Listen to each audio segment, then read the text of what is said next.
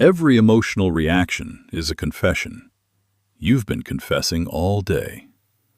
Where it hurts, what scares you, how far they can push before you push back. You didn't give them this, you performed it. Every flinch, every over-explanation, every apology you gave that you didn't owe. That wasn't emotion, that was data transfer. And someone near you has been using it predictably. They know which word makes you defensive, which silence makes you chase, which look makes you explain something you already decided. And right now, someone is working with that map. Machiavelli watched this happen in the courts of Italy, where a single emotional slip cost you your head. The ones who survived were never the strongest. They were the ones no one could read. That pattern didn't die in Florence. The 5 techniques in this video have been used on you. You just didn't have names for them. After today, you will. And one of these 5 looks like honesty. That's what makes it the most dangerous. Lesson 1. The Extinction Burst. You stop reacting. You hold your ground. You don't justify. You don't fill the silence.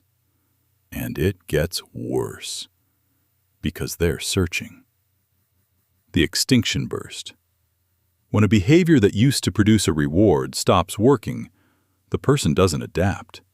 They escalate. More pressure, sudden kindness, then sudden cruelty. A text at 2 a.m. that sounds like the person you fell in love with, and by morning, cold again. That cycle is not chaos. It is a test, calibrated to outlast your resolve by exactly 1 day, because they know your pattern better than you do. Someone provokes you at work. You hold steady for 3 days. Day 4, you snap. Not because the provocation was worse, because the burst was designed to be longer than your patience. Have you ever decided to stop tolerating something, held your ground, and then broken right before it would have worked? That's the burst. And it has a lifespan. But you will never know how close you were unless you hold past the point where everything in you screams to react. What comes after the burst, if you survive it, is either respect or distance. You'll know which one you got by how they look at you the first time you don't explain. Both require the same thing from you: nothing. The next technique looks passive. It's not. And it gets worse before it gets better. Lesson 2. Weaponized patience. Your colleague undermines you in front of your director. Indirect, plausible deniability. A small laugh after the comment.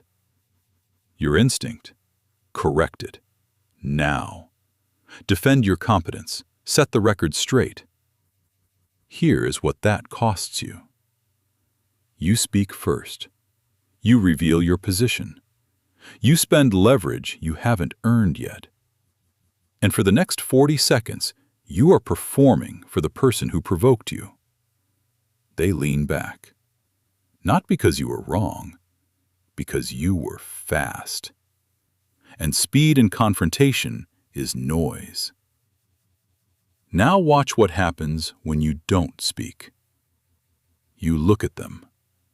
Calmly. You say nothing. 3 seconds. 5. Now they are uncomfortable. They start explaining what they meant. They soften. They walk back the implication. You didn't fight. The silence did all the work. And in 72 hours, you know who checked in privately after the meeting. That's the actual map of the room. You'd never have seen it by reacting. Borgia's most devastating responses came weeks after the provocation. By then, His enemies had already started celebrating. The patient response is invisible precisely because no one is watching for it anymore. Have you ever responded to a provocation within 5 minutes and then spent the rest of the day wishing you hadn't? That's not regret. That's data. It's telling you that your speed cost you something your patience would have earned. Before the next lesson, think about the last person who left a conversation with you feeling energized. You felt drained. They felt powerful. That's not coincidence. Lesson 3. Becoming invisible. Someone thrives on your emotional energy. Your frustration feeds them. Your anger energizes them. Even your sadness gives them something to work with. They need you to be interesting. Your answers get shorter. Your tone goes flat. Your face gives them nothing. How was your day? Fine. You seem upset. I'm okay. No defense. No anger. No tears. No elaborate explanation. Just nothing they can metabolize. And here's what happens inside them. They push harder. That's the burst from lesson 1. But this time, you're not just holding, you're removing yourself as a source entirely. It has a name, the gray rock method. And once you see it, you'll find it everywhere. You become a surface that reflects nothing. Not cold, not aggressive, just uninteresting, unrewarding, not worth the effort. But here's the danger no one talks about. Gray rock works against people who feed on your energy. It does not work against people who feed on your silence. She went gray rock on her partner. Shorter answers, flat tone, no emotional bait. She thought she was protecting herself. He told her mother she'd become cold and distant. He told their friends she'd changed. Within a month, everyone around her was asking what was wrong with her.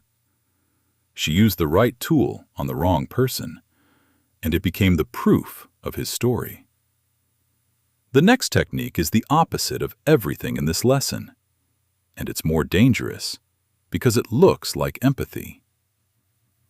Lesson 4. The mirror. Someone says something designed to provoke you. Instead of reacting, instead of going gray, you lean in. That's interesting. Say more about that. What made you feel that way? You give them nothing of yourself and ask them to give you more of themselves. The person who keeps talking is the person who keeps revealing. Hostage negotiators do this. Repeat the last 3 words the other person said, and wait. The other person elaborates. And in elaborating, they reveal their real target, their actual limit, and the concession they wanted all along. The mirror didn't fight the threat. It emptied it. Have you ever been in a conversation where you said far more than you planned, and later realized the other person barely spoke at all? That wasn't an accident. They weren't quiet because they had nothing to say. They were quiet because your words were more useful than theirs. In any confrontation, the person providing information is losing ground. The person receiving it is gaining it. You've been on both sides. You know which felt worse. Most people react to pressure by explaining. The mirror reacts by receiving. And the person on the other side, they feel heard. They feel understood. They don't realize they just handed you everything. By lesson 5, you'll understand why this is the most misused technique of all 5, because it looks like openness. Lesson 5. Controlled disclosure. A woman tells her new partner about her worst fear, not because he asked, because it felt like intimacy, like trust being built. 8 months later, in the middle of an argument, he uses it, not as an attack, as a correction. Maybe you're just scared of being alone again. Said softly, said with concern. She can't even be angry, because he framed it as care. She revealed before she had enough data to know what he'd do with it. This is where honesty starts working against you. A colleague wants to know where you stand. If you say nothing, they build alliances against a position you never took. If you say everything, they have your full hand before the game starts. The move: share something real, but small. I'm still weighing a few things. True, and completely useless to them. Have you ever trusted someone with something important and watched them use it in a way you never intended? The question is never, should I share this? The question is, what would this person do with it on their worst day? If the answer makes you pause, wait. And that brings us to the 7th rule, the one from the last video. The one Machiavelli wrote around 6 times, but never once wrote directly.